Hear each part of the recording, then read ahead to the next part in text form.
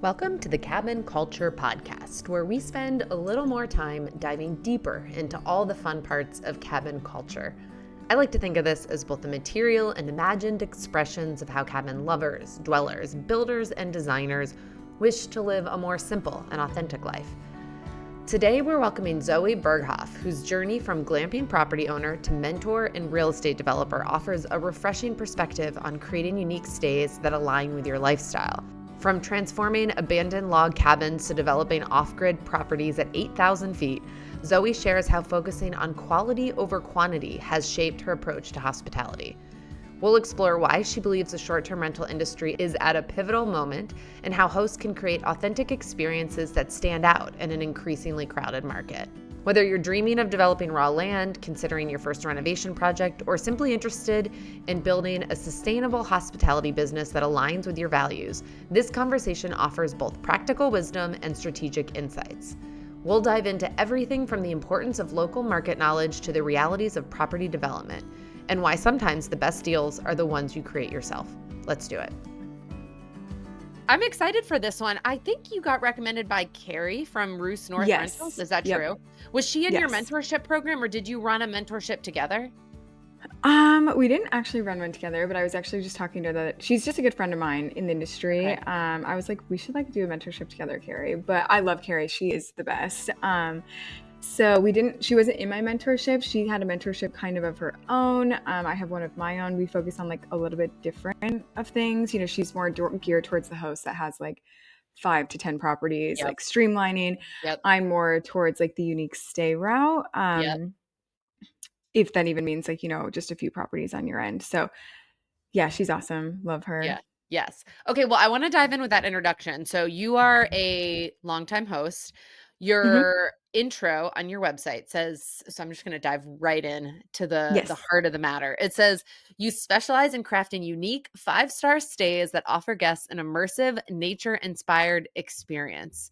Okay, so here's the part of this that hosts are all talking about all the time, which is 5-star reviews. So I would love to start there, and then we'll dive into the other stuff. But in your opinion, what makes 5 stars, and why do hosts get so upset with 4 stars, myself included? Yes, great question. So one thing that I think is a little unfair, but we have to live with it, is Airbnb does not see a 4-star review the same as a 5-star review in terms of the value. I feel you could have 50 5-star reviews and then have one 4-star review and have the biggest ding in your overall score. Yeah. Where if you get another 5-star review, it's not going to bring you back up. It's not a fair leverage aspect in my mind. But I have 2 opinions on this. So we have a property that just went live. We have 50 5-star reviews right now. I know we're going to get something eventually that's going to come through, because when you're creating unique stays that definitely have a remote or off-grid caliber, you're just going to have someone who has a different expectation, or, we'll have people that say, we absolutely loved the view, but it was a little far from town. And I'm like, okay, well, you can't get this view in town. So you get one or the other. So hard to win. Yes, exactly. As a host, I think it's big on setting your guests up for the expectation they're showing up to, what they're going to arrive to, what the stay is going to look like, so you can try to streamline what that expectation and experience looks like. But you can't control everyone. I do if you want it, you have to ask for it as a host. So I do ask for 5-star reviews if they had a good stay. Leave private feedback in the message box so it's not public if it doesn't need to be, if it's a small thing.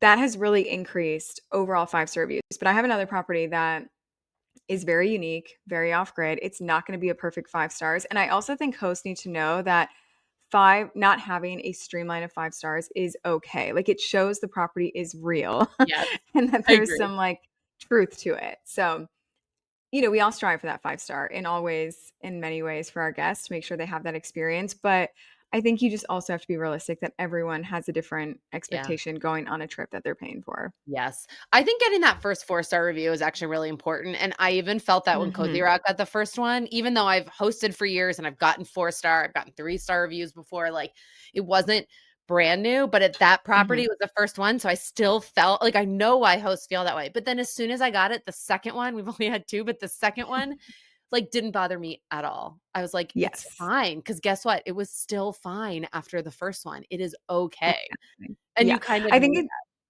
it's more when you're, like, just going live, getting that traction in the algorithm is important. It's going to boost you, it's gonna boost that. Yep. listings, you're gonna see a direct correlation that when you start to get that 50 number of reviews, it's okay to have a 4-star come through. It's more so when you have 10 reviews and now one's a 4-star, you're gonna start impacting superhost status because Yeah, of just that ratio you're working with, which is where that's I right. don't feel it's super fair how they're leveraging a 5 and a Yeah. 4-star weight. But like you said, once your listing's kind of nurtured and you've had quite a bit of traction, you've had those reviews, those guests coming in, like it's okay to have a 4-star. Yeah. It's more so I literally will tell people like our first month or 2 of hosting, like you are our first guest. So please try to leave a Yeah. 5-star review if you feel it, encompasses your stay and leave me feedback if there's anything you expected or wanted differently so I can bring that into the property. But we really need a 5-star review to like help boost our listing as we're like early Right. hosts with this property. I think that's when, because this is a tricky balance, I think, and I've seen both Mhm. directions between asking for what you need and Yeah. reading is very thirsty, right? Like, I Yes. remember someone said that their no shame, but said that their Wi-Fi password was like, "Please give us 5 stars." That was, like, the password you had to type in, and I was like, "Okay, Yeah. alright, I've never heard that before." At the same time, Yeah. if you have to type that in 4 times, and you know how important a five-star review is, but when you first launch, those first 10 reviews make such a difference, and that's also Mhm. when for some folks, they're brand new. They're still Yes. learning, like, it feels unfair to ding them forever based on those first 10 when you hope that a 4-star might teach them something, and then they make improvements, and Mhm. they're even better because of that. Yep, 100%. Yeah, I think it's really important to be honest with your guests of like, you're trying to do your best. Obviously, guests can feel when you're a top caliber property. Like it's very evident in all of the experience from start to finish. But I think it's important to I try to go with the route of like I'm playing psychology a little bit, where like I Mm, mentioned from the day they book with us, like we, strive to give our guests a 5-star experience. Let me know if you have any questions or need local recommendations. So I've yep. already put in their brain 5-star, like right then and there. They just booked with Yeah. us, and I've put in like we're And it's hoping to give you. aspirational. You're not, Yes, like, exactly. demanding 5 stars, you're saying, "This is Yes. what we were this is the bar we hold ourselves to." Exactly. And then, when their checkout message, I mention it, and then I just send one more message about 2 days after their stay, just saying I'm honestly, like, very truthful, and I feel like it's, like, a vulnerable message just saying, like, "We do really rely on this for our business and as a superhost status," and I think most guests feel they read that and they feel compelled to, like, help support, it's Yeah. we're not investors that have hundreds of properties, like, they Right, do impact our business directly, right. and then the only other thing I do so it's only been mentioned 3 times at this point, is there is a little emergency card on all of our fridges that includes, like, local hospital number, emergency contact, vet numbers, poison control for our state, whatever it may be. And there's just a little thing that says 5 stars, like this host is doing great. 4 stars, there are some big improvements. 3 stars, like they should not be a host. And 1 star, it kind of gives them Yeah, like I've a seen that one before. fair rating of how Airbnb sees it Yeah, in a way. I don't know if people even really read that, but I do think it's important as a host to have an emergency card that has your address, written out because if there was something to happen, they don't live there like you do or have or know the address. So if something happened and they actually yes, do need emergency services, like, agreed, give that easy agreed. approach. They can get there in a Yeah. few minutes. On your fridge, page 1 of your guest book, like, wherever that might Yep. be, and if anyone's reading your guest book for recommendations and see it in there on page 1, then at least it's, like, triggered it, they know where to find it if they Yep. need it. Okay, but when you're coaching folks to create five-star stays, what are the, Mhm. like, top 3 things that you think impact people's five-star rating? Great question. Cleanliness for sure. I think so So too. having, and that also relays into building a trustworthy, reliable cleaning team that actually is Yeah, doing the job that you are hiring them to do. yeah, So that compounds in your business. Cleanliness is huge. I would say your hospitality. So, some of our stays are like really unique. We have like an off grid yurt that's obviously not for everyone, but I do think your approach to hospitality communication is huge. yeah. The one metric that I don't like is value. I think it's so So hard true. to have people vote on value because everyone values their dollar differently, their time differently, their vacations different. It's just so broad to ask that topic and Yeah. get rated on it. But I think cleanliness, communication, and I honestly think building your listing out accurately, I did that early on with the yurt. That was our first listing. And I was like, oh, like, obviously it's a yurt. So there's not AC because it's a yurt. And there's not a huge mega screen, 55-inch flat screen TV because it's a yurt. But I actually, after my first few guests, realized that like that wasn't common sense. That was common sense to Uh, me, but not to the right. guests. So I think we all have a job to do as a host to relay our listing as it's going to be, set those expectations, and whatever is obvious to you, it may not be obvious to someone else. Yeah. Someone else may not be in the mountains or off grid or whatever it is. So you need to put yourself in an eye of someone coming from all different walks of life and what are Yeah. they arriving to? Someone who's never been to that region before and giving them, like, Yes. everything that's hard, but I do think you're Yes. right that, like, some people have been to that area multiple times and it's their first time at Yep. your place, and some Mhm. people have literally never been to that area before. Oh, yeah, it's so different, and honestly, like, I mean, as you are a host to your properties and as gain traction, you'll start to understand who's coming to your properties and where they're Yeah. coming from. Are they driving? Are they flying? But when I first started, like, I thought, winter was our busiest season because we have tons of ski resorts near us. That's what people come to Colorado to do. No, summer is actually our busiest season, and that was I wasn't in the hospitality world to know that summer is just big for Yeah. everyone, but it's important to know who we have a lot of guests that come from Texas, which in Texas, I've lived there, you have to have air conditioning, like, you literally cannot survive Yeah. without it, so people actually one of our properties is at 8,000 feet, which you don't need air conditioning at Right. 8,000 feet, and they are nervous to book with us because they don't see air conditioning as an Right. amenity, so, like, that's my job to relay that is it's an energy sufficient home that is designed to not need air Yeah. conditioning in the mountains, but to a guest, like, they might not book with us because of that. So Yep. this is where it's your job to set the scene and really relay what your listing is going to bring to their vacation and if it's a good fit for them, because you also don't want to host people that aren't a good fit. Like, Yeah. don't stay with Yeah. me if this isn't what you want. That's right. That's right. It sets you up for success on both sides. Okay, I've heard Yeah. you use the word host multiple times, and it was just recently, which is kind of crazy, that it was brought to my attention that host is not a good term in all parts of the hospitality world. I was talking with Zach on an earlier episode. He hosts Behind the Stays, and Mhm. he like broke down for us on that episode about hosts versus professional operators. How do you think about that as someone who is not only in the space as perhaps a Mhm. host or a professional operator, and coaches people entering the space? How do you think about the delineation between those terms? Yeah, I've actually never been asked that question. I would love to hear your thoughts on this too. I understand both sides of it. And I think it really just depends on like you as a consumer also, like how you, choose to buy and how you choose to support. Are you, buying smaller businesses? Are you supporting local?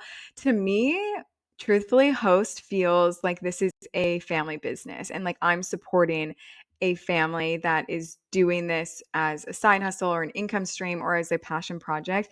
To me, like a professional operator feels removed from this experience. And I know Zach's Yeah. probably going to say the complete opposite of this, but I love Zach, so no, no hard on him. Um, but I don't mind being called a host in the reviews or being, having my guests refer to me as Yeah. that.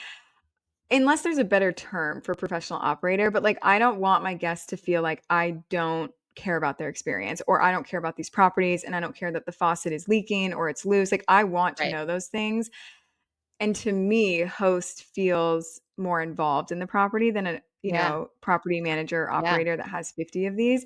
So, I could see it both ways. I think what we do see in this world of hospitality right now is we're reworking what a good host looks like and what they Yeah. stand for and how they operate. And I think that might be where a host in the past has been a red flag because they're just not paying attention to those details. They just want the payouts. Where now we're seeing in 2025 and years to come, a great host is all of these things and Right. more. So maybe that's where the term's getting broken down. It's so tricky because it's also just partially defined by your exposure to it. So to me, the Mhm. term host holds so much endearment because I've interacted with so many incredible hosts who to your Yes. point, run family run businesses, their heart is fully into the hosting that they're doing. Whereas I recognize that that is almost seen as an Achilles heel to a professional operator because you can't possibly put that much heart into 20, 50, 100 properties, right? This gets Mhm. back to the question of scaling versus small business. And I do feel like a lot of the voices in this space, whether it's podcasts or coaching or Instagram accounts, do talk a lot about money and doors and growth and Yeah. scaling. And there isn't a lot on the other side of that, which then does, I think, lead to this like, oh, hosts, you don't really understand the business side of it. I'm not saying one of those is right. I'm saying there's people Yeah. who are a good fit for either of them, just like there are guests that are a good fit for a unique stays. What do you think Mhm. about the landscape of voices in the world of short-term rentals right now in 2025 versus where we came from and maybe where we're going? Great question. I think we're in a pivotal year actually for short-term rentals and just hospitality in general. I think we saw a very, even when I'm, coaching students on deals, like the pandemic years is an outlier, whether it's good or bad. Like Yeah. that is a very strange period of time where we take that into account when we're, looking at comps and whatnot. But it is something that I also try to sometimes remove from the occupancy and the revenue and make sure, we're still looking at it not just off pandemic numbers because that was Yeah. very influx and deflux in all different markets. I think Yeah. I really dislike that the world of real estate and short-term rentals specifically is all about doors and, how many doors do you have? And that's the first question people ask you at conferences. I was just telling my husband that yesterday, like the bro of how many doors do you have? I don't care how many doors do you have. What is the quality of each door you own? Because I have seen that, when you build these stays or curate them correctly for the ideal guest, your one stay could make what four other doors someone else owns is Yeah. making, if not more. Obviously, we care about the revenue because these are investments that we're putting a lot of time and energy and money into. And you want your guests to feel that. They want to feel like this is curated for them. And I do think stays that you're putting these investments and energy into are going to perform better than just getting something up.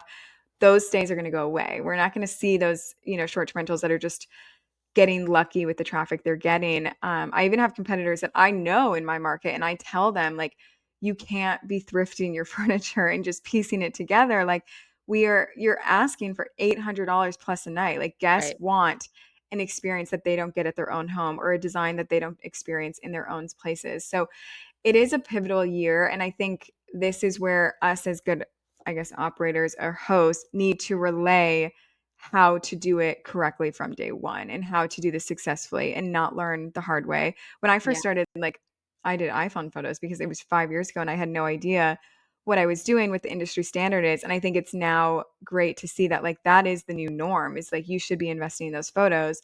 At the time, I didn't know anyone doing short-term rentals or Airbnb or anyone to go to as a mentor.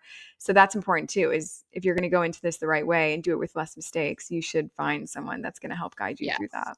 For sure, and there's so many out there now. When I started, there was nobody. Maybe I Mhm. wasn't looking for it, but I feel like I was pretty hungry for some help or just some, like, company in what are we doing, but Mhm. that was back in, like, 2013, and I was hosting, like, a room in my house. So looking back, I mean, with a futon bed, right? We've talked about this. So, like, I just can't imagine how different that would look, and at the Mhm. same time, I do worry a little bit about how different I would be as a host if current day, because I'm competitive, I'm ambitious, right? Mhm. If current day coaches, influencers were around in 2013, the different trajectory that my growth might have taken, right? Because I like to think about obviously profits matter, these are businesses, but I like to think about the triple bottom line and like how are we thinking about people, planet, and profits? And that's the Mhm. first two are just not measurable. So if you have 100 doors and you're bragging about it at a conference, but you've also rented them all from an apartment building and driven up housing costs in a city, and now other people, including your cleaner, can't find a place to live affordably. Okay, well, we have a problem now, right? And there's no way Mhm. to measure that. So you can brag about your 100 doors, but I want to be like, what's the housing market like in your town where you do this? You know what I mean? Mhm. And Yeah, or and even like go ahead. who you're supporting local, like you said, your cleaners, like you are, there's a whole topic on the housing crisis and everything. And I don't think short-term rentals are the sole reason for housing No, crisis. That's a much I know. bigger topic. Yeah. But you are supporting local. You have employees that are local. You're putting, money into local companies, services, maintenance, hot tub Yeah. companies.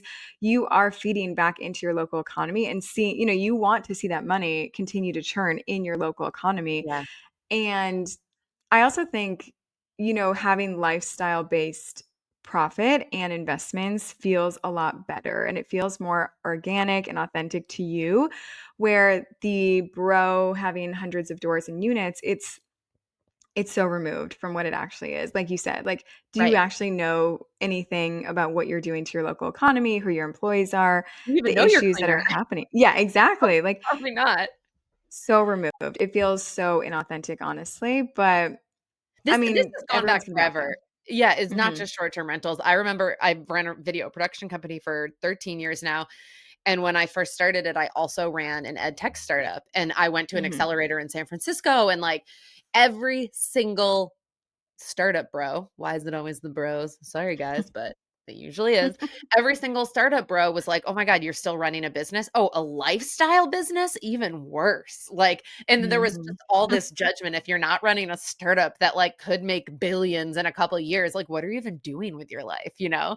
So Yeah. even outside of short-term rentals, I think there is this like judgment from people who are doing bigger, ambitious, tons of revenue things towards. So then I think it does make the little guy like a little bit more protective and defensive of like, Mhm. what are we doing and what are the benefits of the way in which we're doing it versus the big guy.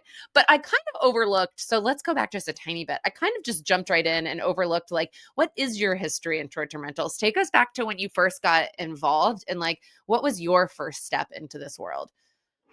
Great question. So I mean, I feel like all the people that somehow get into this world have a really fun way they got into it. And I feel like some of us find us here unintentionally. Like we somehow got here and we're like, wait a minute, like how did we even get to this part of this industry? So when we started, we actually had a glamping property that we were living in part-time, but it was the middle of a pandemic. So one, we started during a pandemic when everyone would tell you it's such a bad time to start, which is why I hate the interest rate fear and the bad time to start and the economy fear. It all is something to take into consideration, but you also just sometimes have to jump in and get in Yeah. the game. You can't experience the wins or the losses without being in it.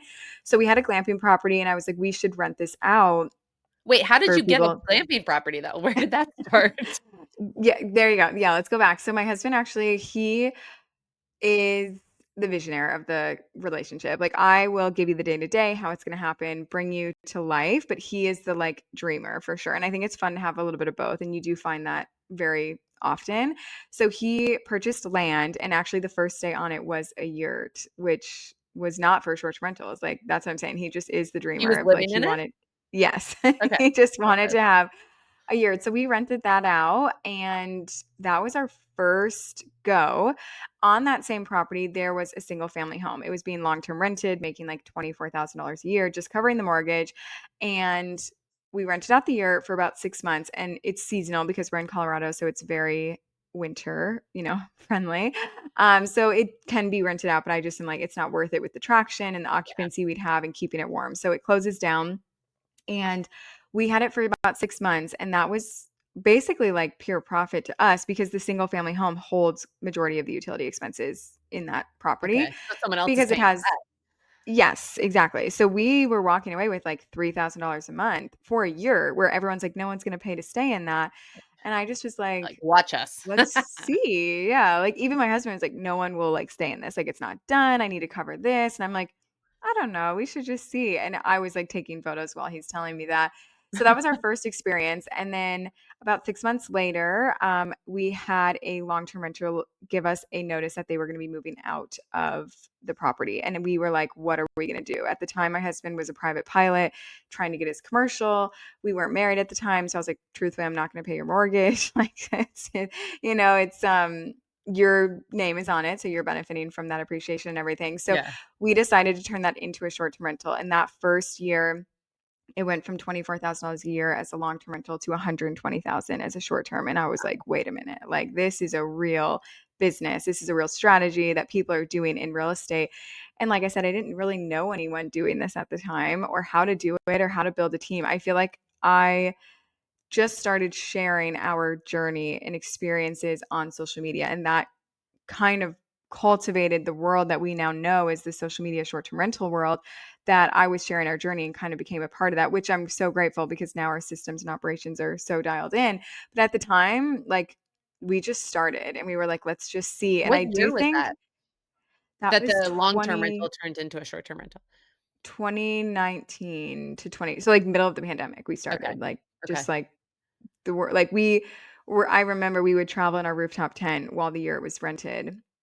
And then we were living like 12 hours away when we turned the long-term rental into a short-term rental. So we were always remote. We were never nearby hosts. We've been like full-time travelers since we started in Mm. 2019. So we still are managing the properties remotely. And it's just gotten bigger. And we've seen, the power of real estate, both appreciation, equity, cash flow, and also tax benefits. And we do like to do things the harder route where it's usually custom builds or glamping or extreme renovations. I don't know why we find ourselves into those categories every time, but turnkey's great too. It's just not something we have chosen, but also that's part of our strategy where we build in that sweat equity and fast forward that Yeah. appreciation quite a bit. So real estate continues to buy us more real estate is the goal.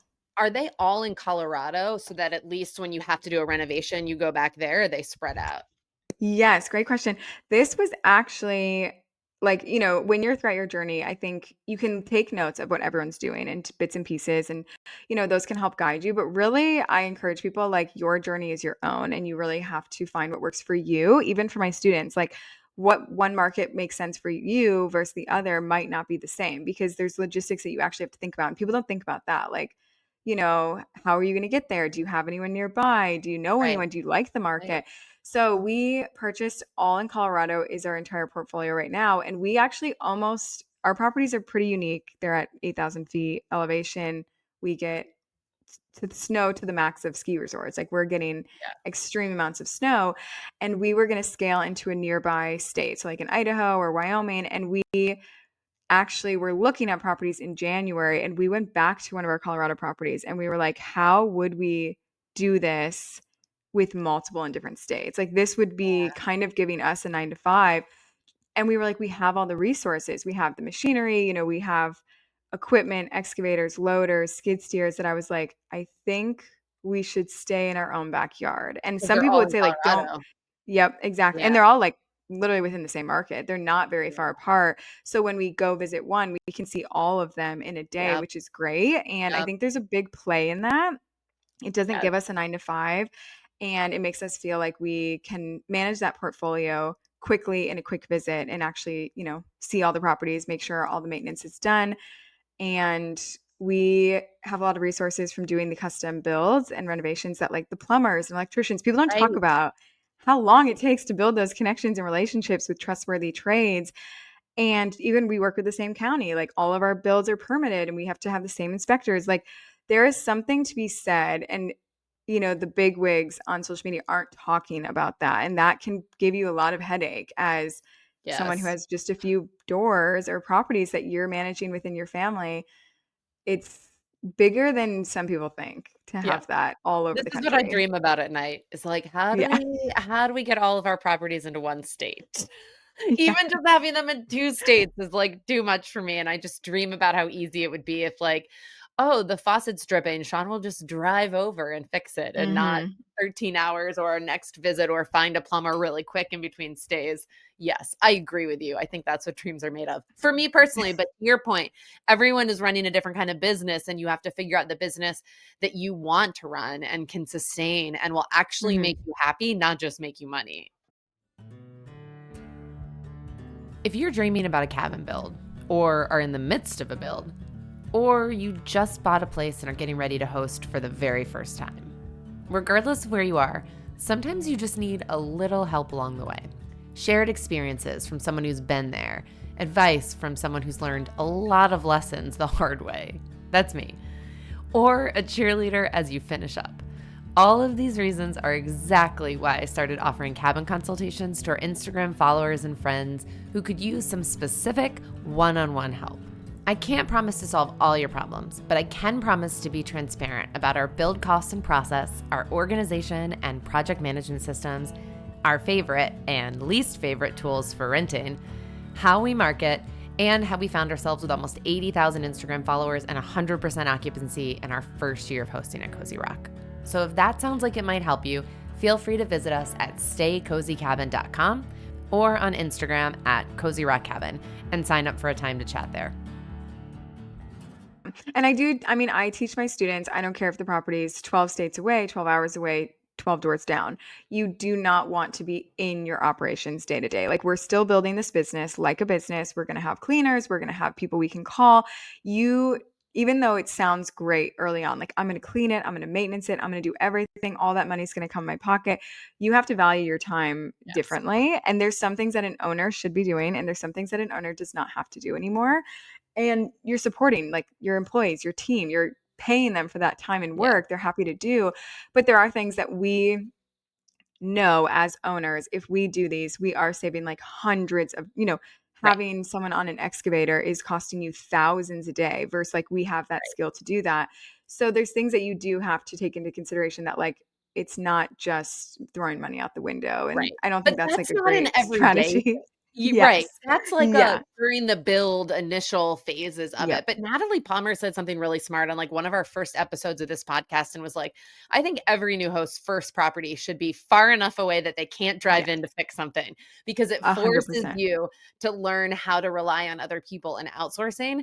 And as someone whose first property was, well, it was in my own house, but the one after that was 2.5 hours away, Sean still sometimes, if something goes wrong, will drive up for the day to fix it because it's hard to find folks. And I hear that. I'm like, that is just such good advice because it forces you to develop those systems and rely on them. And it's doable if you just don't have kind of like the backup of, oh, I'll just drive over and do it if I need to.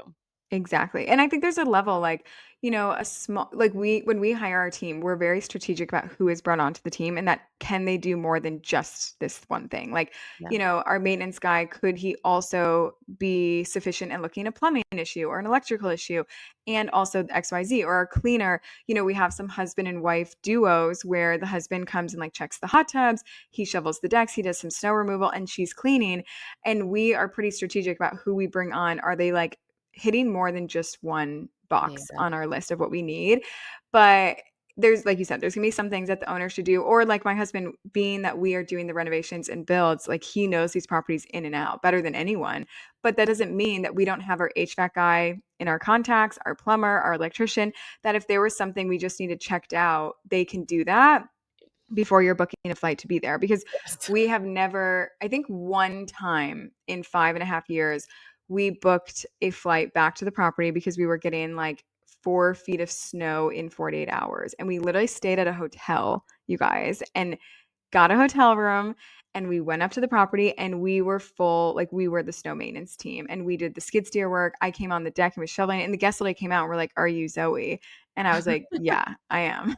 We're staying at a hotel down the road. Yeah, literally. I was like, this hurts so bad.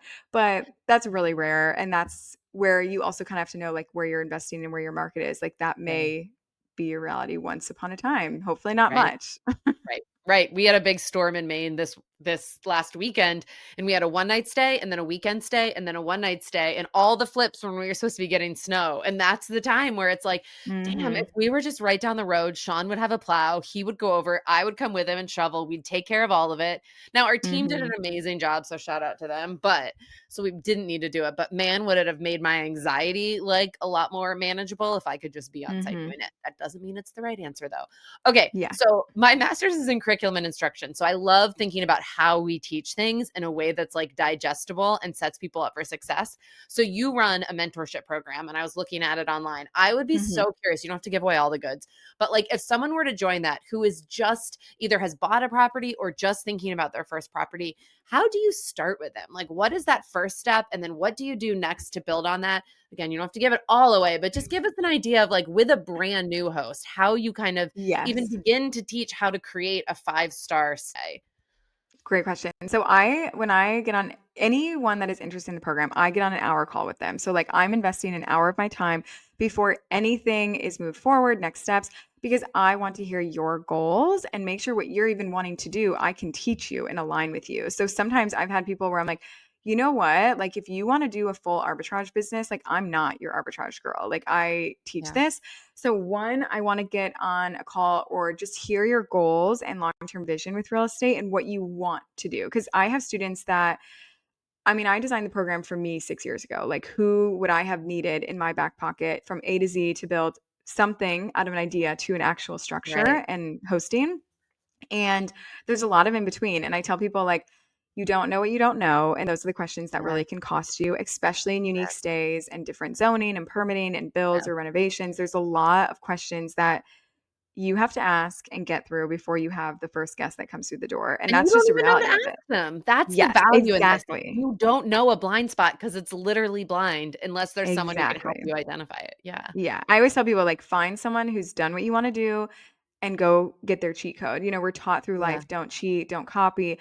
And it's like, actually, Beg, borrow, truthfully, and if you steal. find someone that you can copy their strategy and plan, you can probably do it 10 times faster with 10 times less mistakes and less costly Right. mistakes. And then put your own So, stamp on it. That part is important. A exactly. unique stay can never be successful as the second of its kind. So take the cheat code Exactly. for like land, perk testing, all of Mhm. that stuff, but like put your own stamp on it so that it is unique. 100%. Yeah. And I mean, a lot of my students, I'm huge on like lifestyle aligned investment. So, like, what Mhm. feels, I have a student right now, she's 25, building her dream A frame because she wants to get married there. And it's going to be a short term rental Mm. for guests, but like, she has that dream that she wants to live in it for a year or two, have her wedding there, have her family there on her land.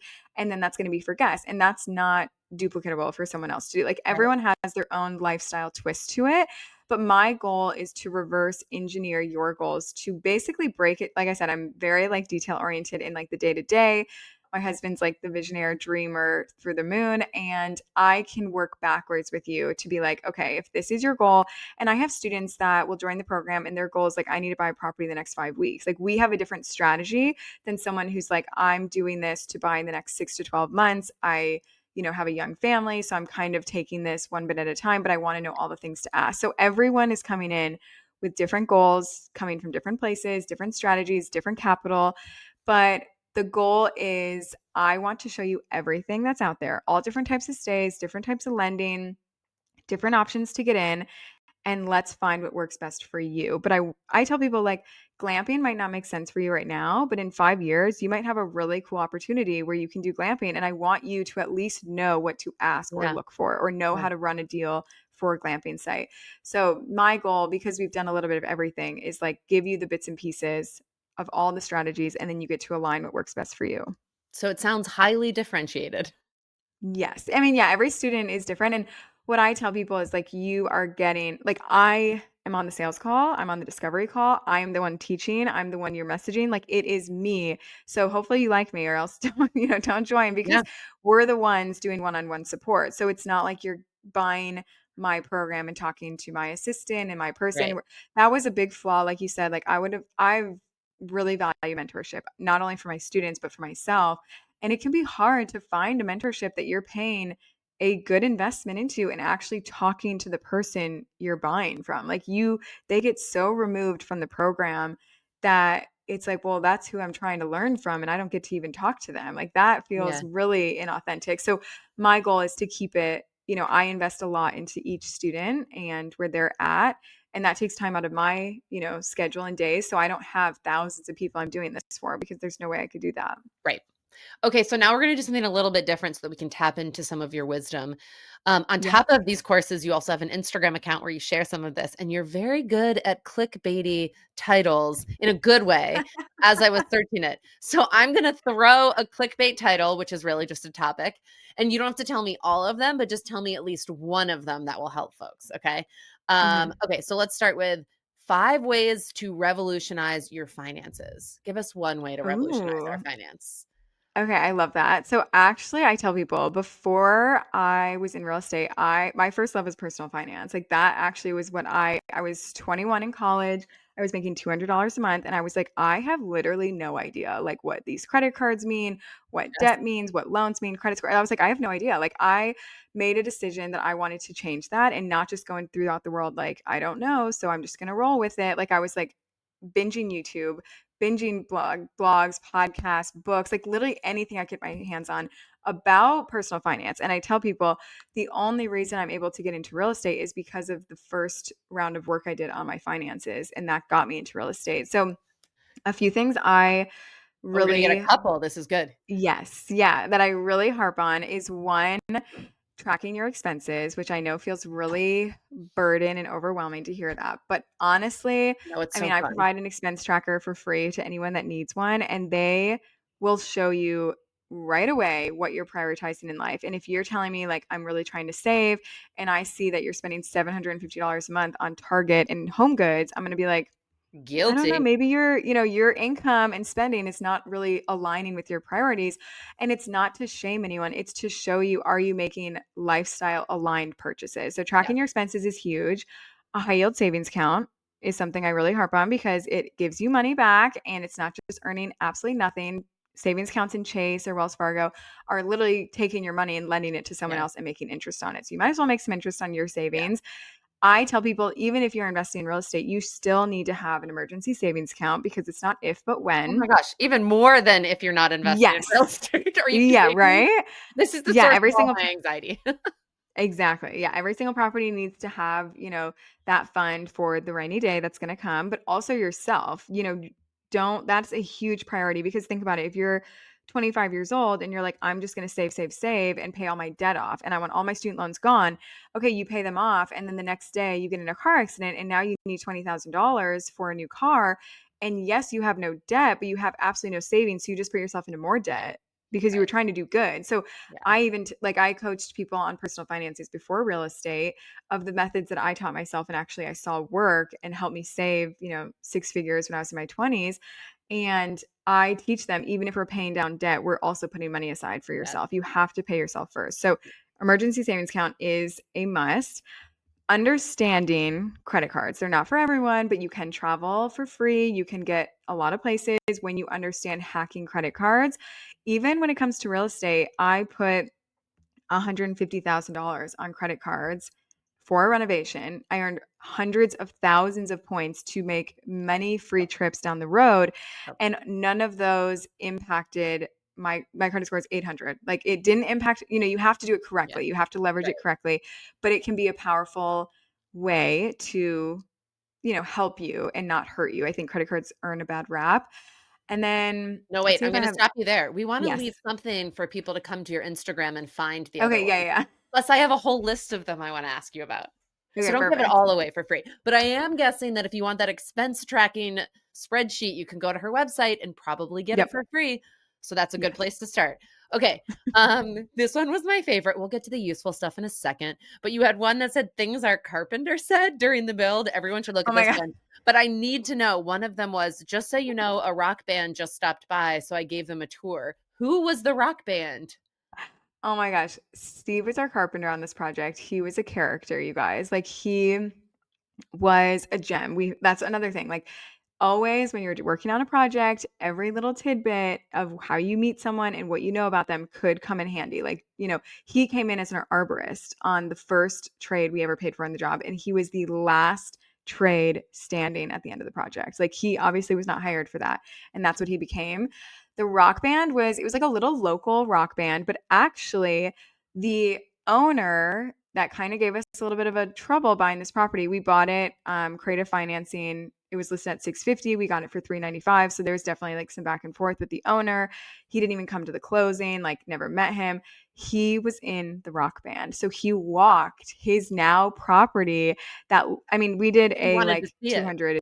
$250,000 renovation. Like Yeah. you can check out my Instagram. Walls came down, crawl space, roof, everything looked different.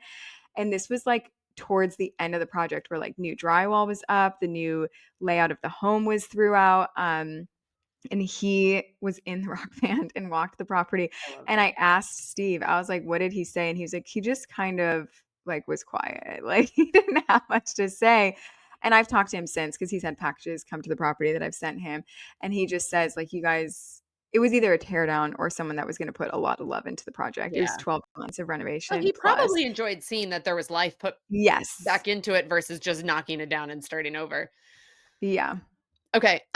8 habits that will change your life. If you can give us 2 of them. Ooh. Okay.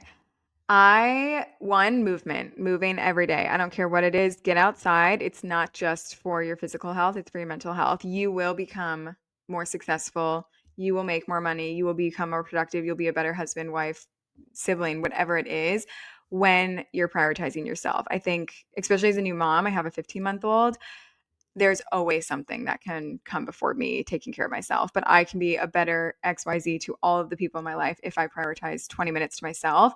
Also, and this, I'm sure people will hear this and they're like, absolutely not. But I stopped drinking alcohol when I was 23 years old. I'm 27. I haven't drank alcohol in 4 years. My husband hasn't either. So I do think there's a huge alignment with your partner or who you're surrounded around to also try to make that decision with you. But it is not the reason we're successful, but it is a compounding decision that has played out into every aspect of your life. It becomes weekends become side hustle weekends. They become income producing weekends rather than partying. Your circle becomes more productive, more, empowering.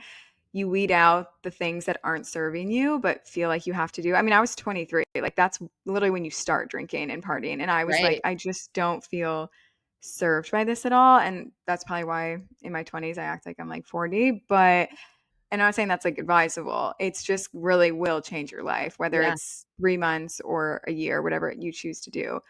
So it's not I for everyone, definitely but I had this on my list of things to ask you about because I did dry January and mhm, haven't really started drinking since because it left me feeling like I've never felt so on top of the world. And it wasn't I've never had trouble sleeping. I don't necessarily drink enough to get hungover, but mhm. I drink consistently. To me, there was still because my 20s, if I could get those back, maybe I would be a lot more productive. But there was still that leftover feeling of like, "Oh, to be fun like, this is what you do for fun." And so Mhm. I still my default is like, "Oh, hey, you wanna go have a beer?"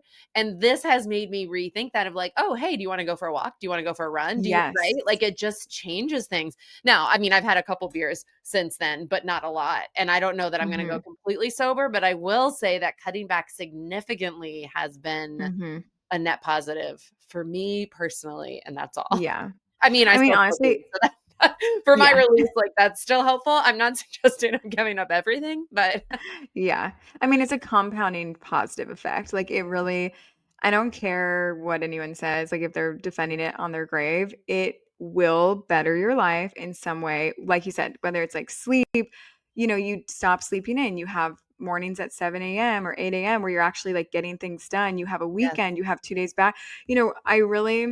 I mean, I have other thoughts on this, but society does a really good job at numbing us for 5 days a week at our 9 to 5, keeping us busy enough where we don't have time to think about our goals, our dreams, what we're trying to do outside of that corporate or work life. And the weekends become numb to get you, ready enough to go do it again and again and again and numb you down a little bit. And alcohol, like it literally does numb you down. Like it is, that's go read any science, Mhm. article about it. That's what it's going to do.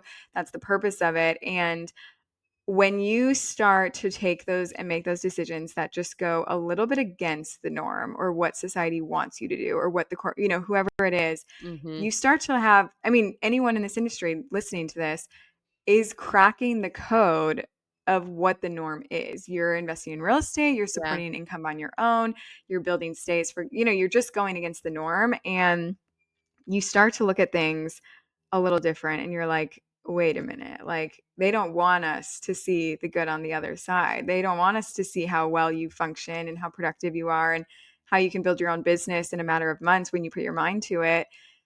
But, the alcohol keeps you, and it honestly, like it's a direct correlation into your finances. Like you will start saving My gosh. hundreds of dollars a week or a month. And where are you going to put that? Into investments that serve you and give you cash flow to live the life you actually want. So you don't have to go work for someone else's dream. So, My credit card bill was so much lower in January. Now, it's gonna go back yes. up in February because Sean started drinking again.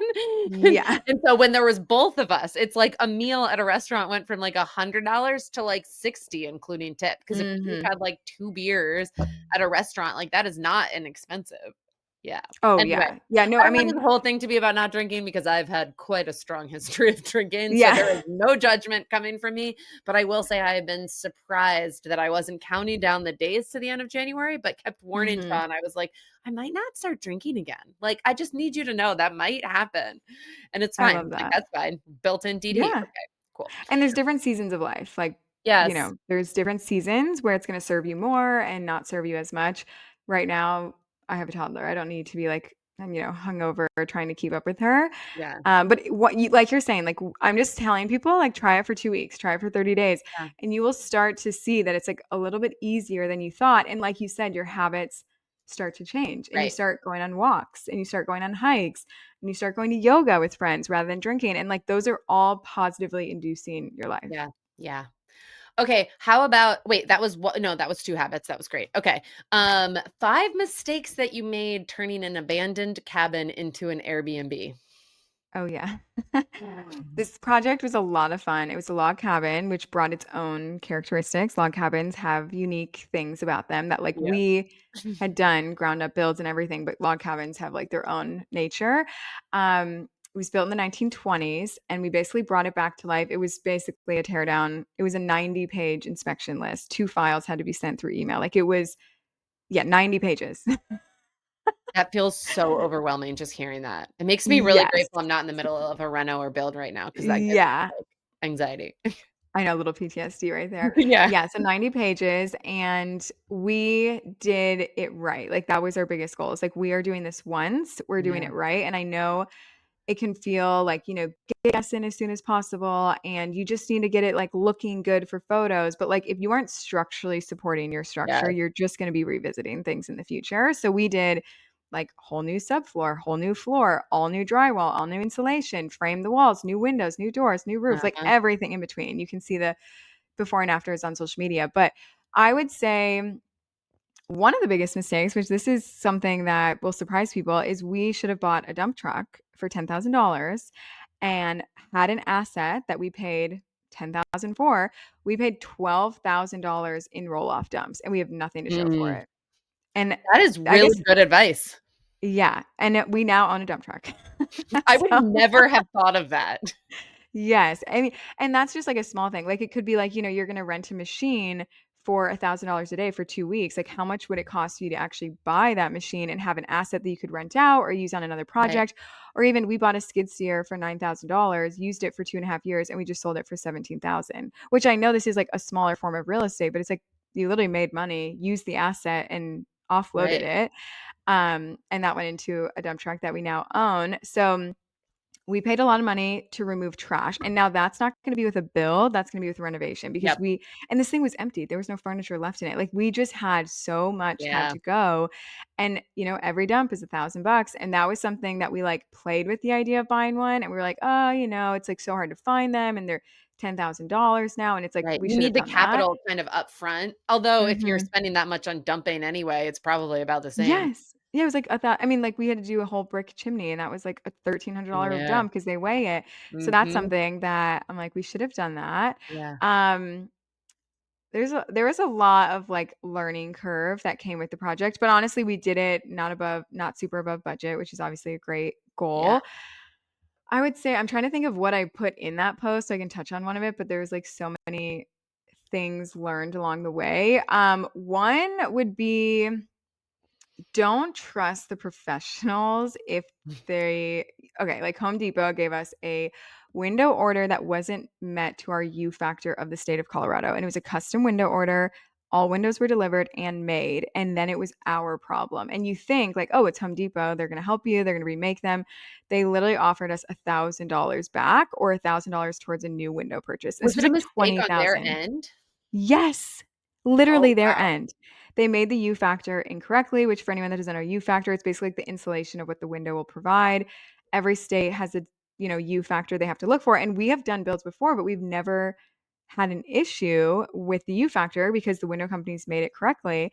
And we literally had such a issue on our hands at the time because the county was like, I can't let you go forward into drywall because your cabin will now not meet our factor that we need for the Right. insulation of the cabin.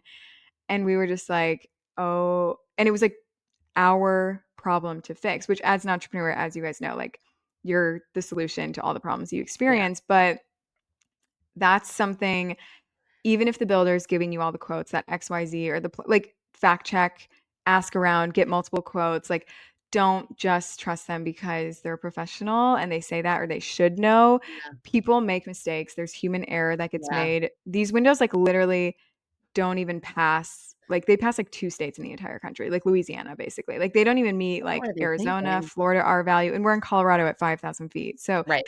it brought a They should lot have to the known. issue. And like you said, yeah, they should have known. They should have made it correct. But once they were in your driveway, like $1,000 is all we got back. And to spend another 20,000 or a whole new Right? window Windows order, are so expensive. yes, it wasn't just the cost, it was the timeline. Like it was Right. November 1st. Snow was falling when we were putting windows in. And Right. now it's our problem, not theirs. So Right. like you have to be your own advocate throughout the way of a Yeah. project. This goes back to like blind spots are blind spots because you just don't know, which is why Mhm. probably my favorite posts, and I'm realizing now I haven't made one in a while, are mistakes that you made along the way. So like I would love, Mhm. this is like a challenge for people to share like top 5 mistakes from your build or top 5 mistakes from your first year of hosting, because I just feel like it is the quickest way to learn from someone who's been there what was their blind spot, and then it can Yep. help you expose yours and avoid it. Okay, last Mhm. one. You, this one doesn't have a number, so you can pick how many you want to share with us, but it was titled Misconceptions About Developing Land. Oh, yes. So we have developed 35 acres of raw land. There was nothing on it, no utilities. We brought everything to the property, and that property is getting built on further in the coming months. So it has the ability to build multiple stays, multiple sources of revenue on one property. I call it land hacking. It's a huge strategy that I think people should look into.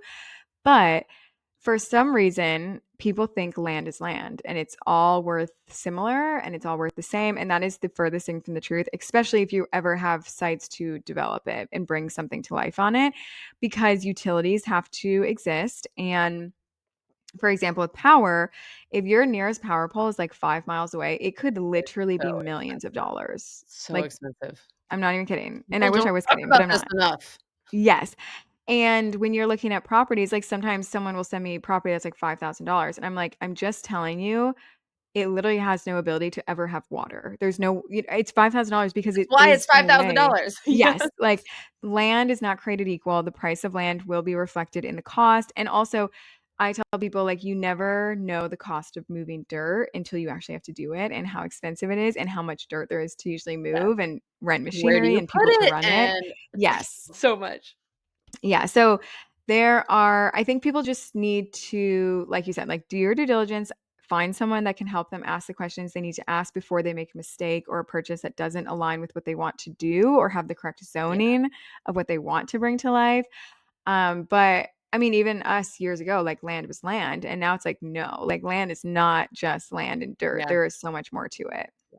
When I bought my first house, my real estate agent told me something that I think about all the time, and she said, "There's no such thing as a good deal in real estate." And I was like, "What are you talking about? I am a bargain hunter. I can find a Yeah. good deal."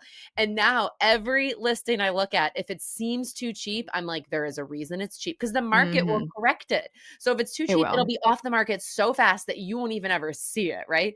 Or they'll Exactly. correct itself. Like there's just no such thing as a good deal. And I think that is such a good barometer for like, wait a minute, Hmm. why is it so cheap? Oh, wait, Yes. there's no electrical. Yeah. There's no perk test. We have no idea if we can get water. Okay. Mhm. Maybe that's why Yeah. it's so cheap. Yeah, let, like, the properties of the land prove itself to you, so, like, kind of go in with your hesitations, and every box has to start getting, like, proved and Yeah.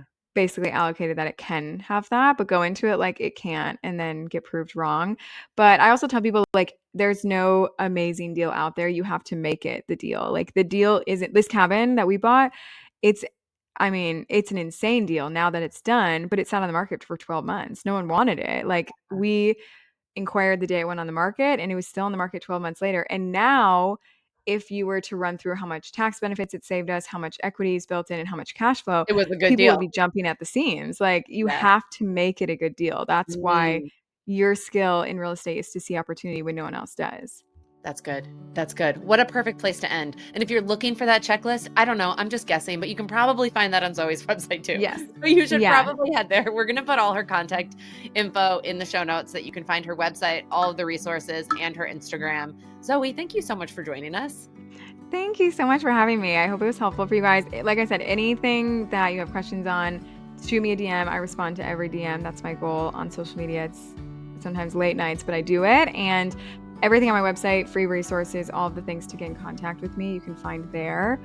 But the best thing to do is just create your own journey and do it that feels right for you. You don't have to copy anyone else's journey or way to do it. There's so many ways to do things in this industry, which is the fun part. Like, it's exciting to be a part of something like that. Learn from them, but figure out what your journey looks like. Yes. Yep, exactly. Thank you so much for having me. Thanks, Zoe. Thanks so much for joining us. And if you liked what you heard, feel free to leave us a 5-star rating on Spotify or share some of your favorite parts over on Apple Podcast. If you have feedback or suggestions for the future, you can also find me on Instagram at Cozy Rock Cabin. Looking forward to next week.